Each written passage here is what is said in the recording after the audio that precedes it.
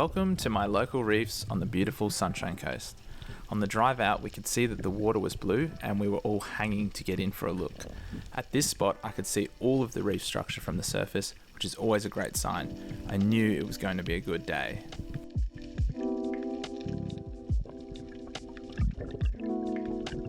How cool are those little like black and yellow fish with the long, they're just underneath us. I don't know what they're called. What are they? Like Nemo fish or something? Yeah, they're really cool. There's a really cold water on the bottom, isn't there? This here is my first proper drop on the ledge, and I threw down my throw flasher at the same time as well, and I could see big schools of bait fish, heaps of sweet lips off in the distance, and as well as that, schools of other fish a little bit further out that you can't quite see on the footage. And I'm just kind of hanging out, and I'm hoping that something amazing can come in, as it's my first dive of the day. Holy fuck, it's so fishy down there. Dive where I dropped my throw flasher, Lee. After a few dives with not much around, I decided to take one of these sweet lip. Although they aren't renowned as the best eating fish in the ocean, I have learnt how to cook them well over the years and will always take one or two of these very sustainable fish on a slow day. I didn't get the best shot in, but I managed to untangle it on the same dive underwater. There's a really large grey nose shark as well. It's got heaps of little fish hanging on it. It's not a dangerous shark. I wouldn't be worried about it. One of the people I was diving with pointed out this octopus that they could see from the surface. I haven't got one of these things for a few years, so I was keen as to have another crack at it, but I knew I was not going to spear this one, so I decided to do it Hawaiian style. Shout out Fish and Grills if you ever see this.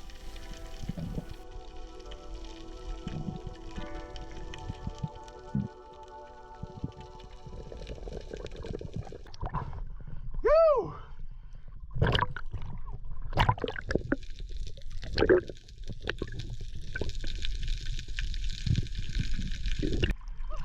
Have you seen, you're supposed to bite them right between the eyes. Really? I didn't know that one. Oh, please don't bite me. I got an octopus. Yeah. Oh shit. Yeah. Don't even give it a poke. Nah, I got him. Alright, thank you. Thank you. Yeah, I'm all good, guys.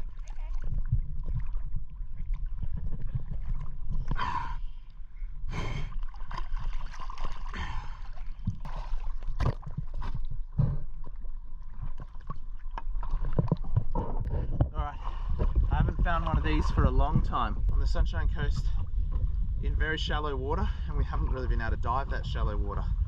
This is an octopus, or fe'e in Samoan, and when you know how to cook them, they're absolutely delicious. So yeah, absolutely stoked with that. Bloody challenge to land it and try and bite it and kill it. But yeah, that was exciting. Very exciting. So scary, very scary. It inked all over me. Anyway, it's time to get back in the water.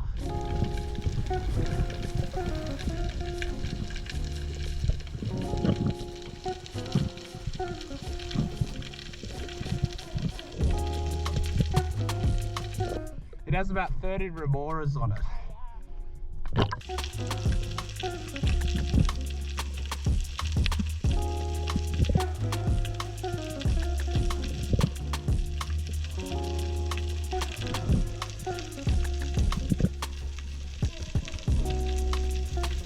Spotted this sweet lip, which looked like it had already been speared in the past, and this shows just how resilient fish are, as it was missing quite a large chunk which had already healed over.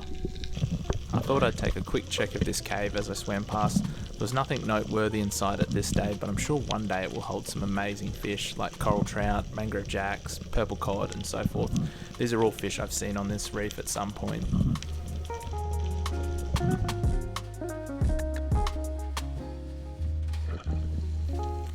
At this point we decided to head out wider, hoping to find some larger fish.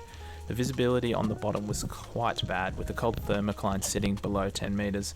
However, up on the surface it was brimming with life, and I knew it was a matter of time before something epic showed up. Hey, come dive over here, there's heaps of bait.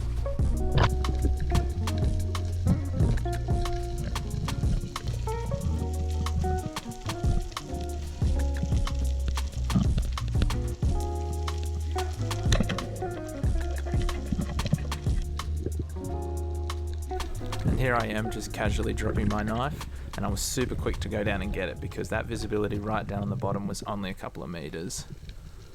You can't see it on the GoPro, but I started seeing a few schools of large Trevallies just off in the distance, so I decided to start throwing my throw flasher and seeing if this would bring in the fish a bit closer. The only downside to using a throw flasher is that you do want to dive down and get it, and especially if the visibility is poor on the bottom, it can make retrieving quite difficult.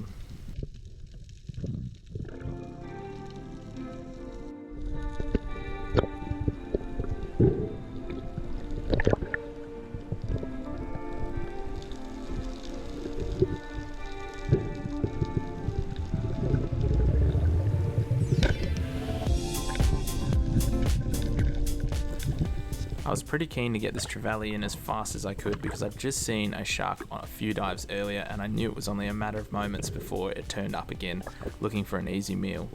So I tried to pull it in as fast as I could, at the same time trying to be careful with my line management. And there's that shark. But by this point I'd already gotten up into my hands, so I knew it probably wasn't going to have too many problems. Spearing this trevally also made the reef absolutely come alive, as you'll see.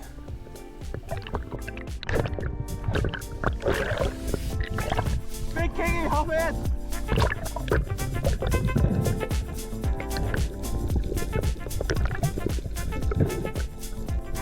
Big trevally. Nice size trevally.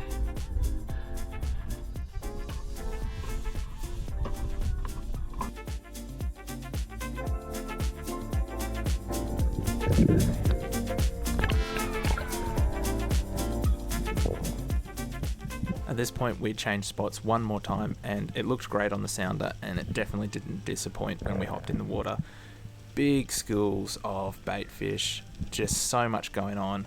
I knew we were going to find some awesome fish here.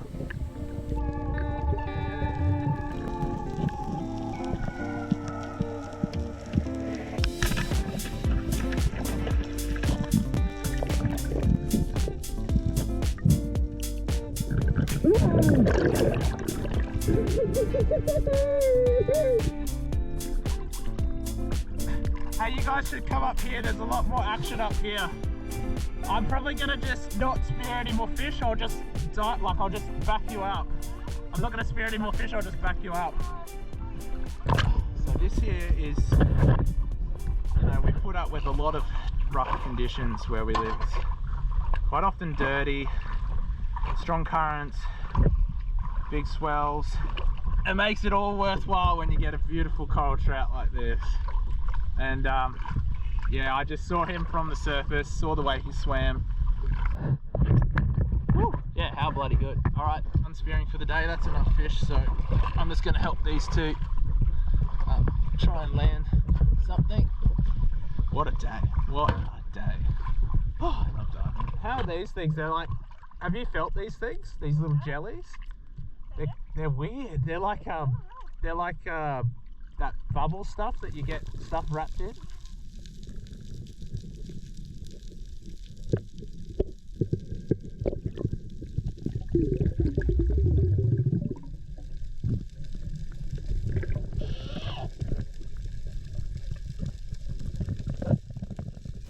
It was really cool to play around with this high fin amberjack in this blue water. This fish is undersized, but it actually swam over towards these larger amberjacks. My gun was unloaded, and I said I wasn't going to spear anything else, but they don't normally come this close, so I thought I'd have a crack at loading my gun underwater and see if I could bring it in. And luckily I managed to get a stone shot on it. And I knew this would bring the school up a bit higher, and my dive buddies would be able to have a crack at them. Here's Opal having a go.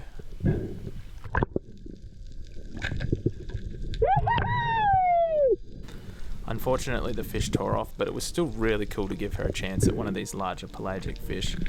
So this was definitely me done for the day. I know I'd said it before, but well and truly I was done. On this dive I actually went right down to the bottom, sat on the bottom, and I saw these mangrove jacks off in the distance, so I thought I might go back up, do a really good breathe up, and just relax on the bottom and see what comes in. And what came in was nothing short of absolutely awesome. There's some really good fish here on the bottom.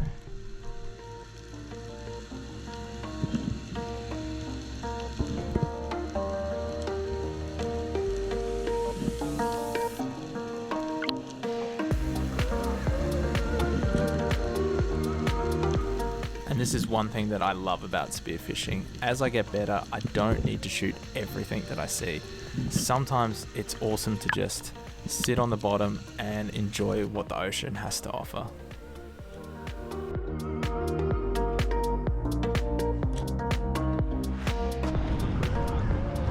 Back at the ramp, and how's this for a selection? Beautiful goatfish, amberjack, coral trout, trevally. One of the better days I've ever had, actually.